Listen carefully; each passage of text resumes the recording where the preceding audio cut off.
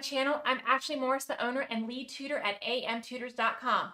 And in this video, we're going to talk about more word problems, specifically when you're buying stuff. How can we set those up? So in this video, or in this problem, you go to the store and you buy 10 bananas and 5 apples. Bananas cost 10 cents each. You spend $3.50. How much was each apple? When we are talking about how much money did we spend, think about writing, and write this down somewhere. How much times how many?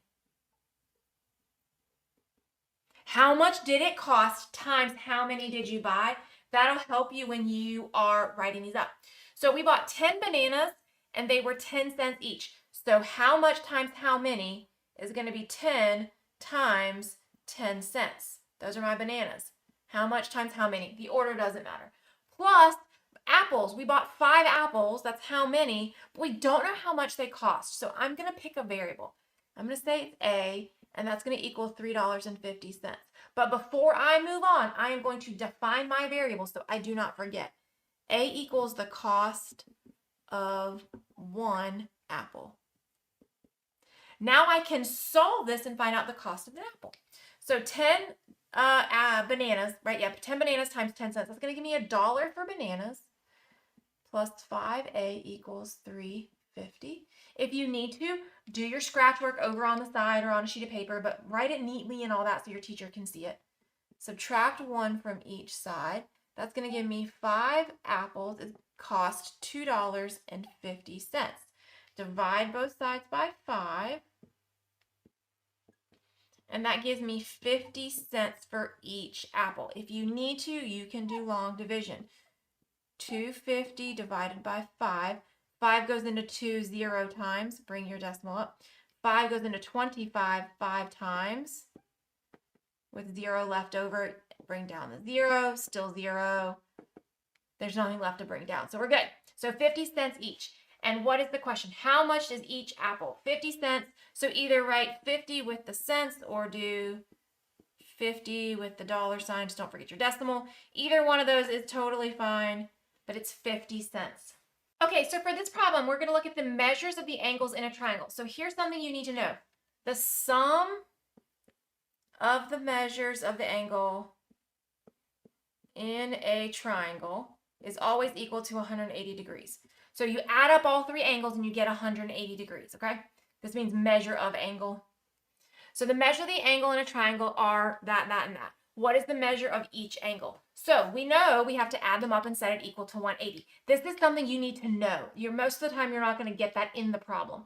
So we take the 3 angles and we add them together.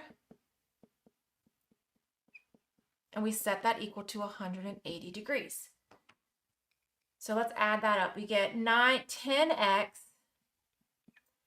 2 minus 2 is 0 plus 10 is 180 minus 10. 10x equals 170 divided by 10.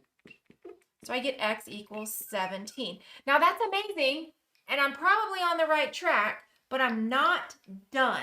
I have to go plug this back into each of the angle expressions to get the measures.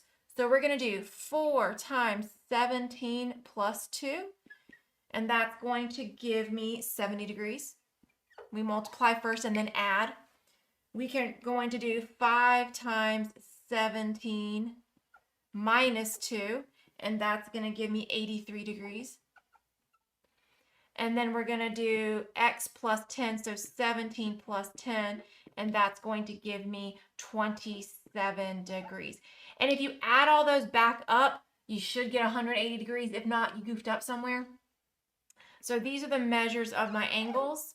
Make sure you show your work, or if you're allowed to use a calculator like I did, just type them in the calculator.